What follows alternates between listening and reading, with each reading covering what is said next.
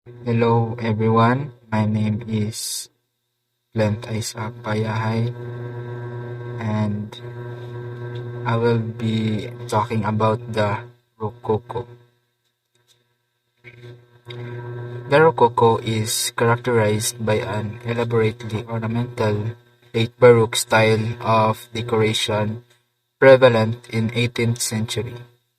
Really, we're looking at a time frame between about 1700s and about 1750. Give or take, of course, these things are usually a lot muddier than that, but you get the idea.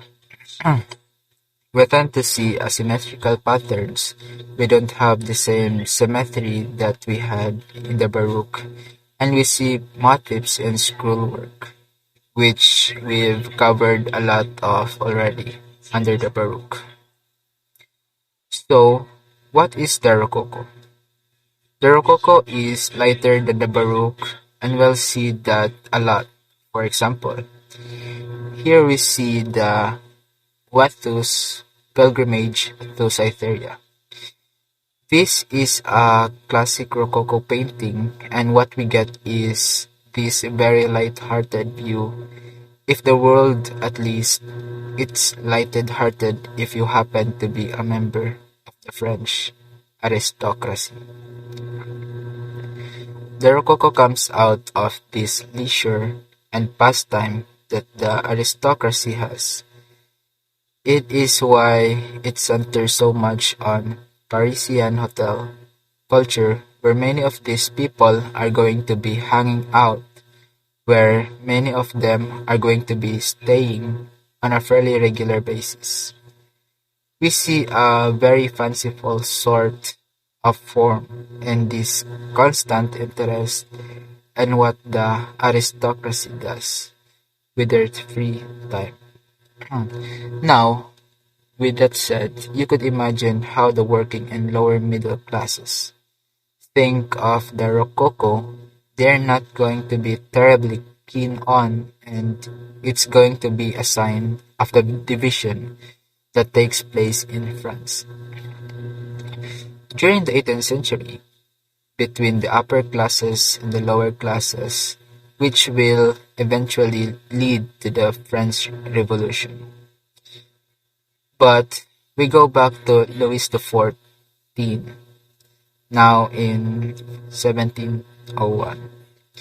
He has his apartment at Versailles redecorated in more graceful style that the Baroque and this comes known as the Rococo. And what we see is a lot of decoration, but it takes on more light-hearted form. Sculpture qualities are there, but they tend to be toned down a little bit.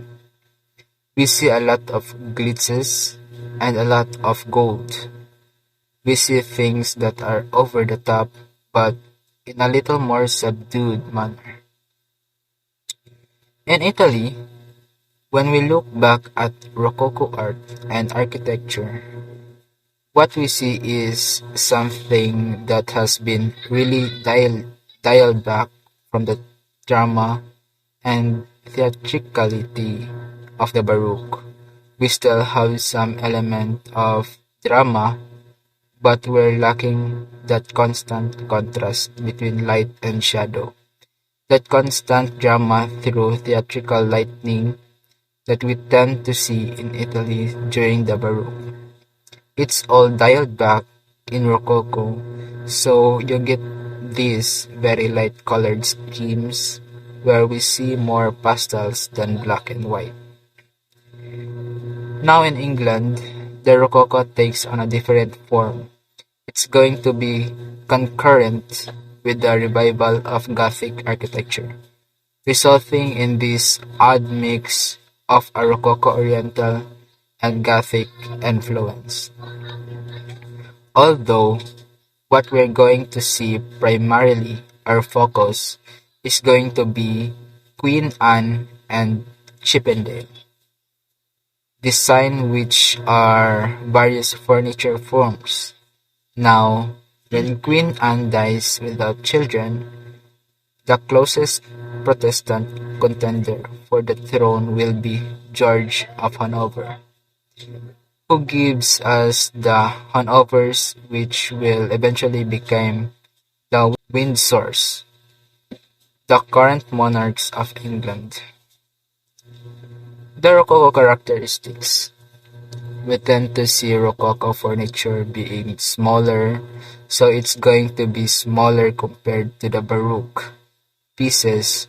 They tend to be lighter, and that's because of the materials using things like mahogany, which are lighter and stronger woods. We're going to see a lot of soft pastel colors, delicate and slightly asymmetrical forms, and decorative motifs. A lot of flowing S and C curves and curvilinear design. And again, the Rococo is existing alongside the Baroque. We have like to divide it into the broken Rococo, but you could easily look at this as a single movement kind of changing tact. Over time, very similar too. If you look at art in the Renaissance, when you could actually boil it in all down if you really wanted to.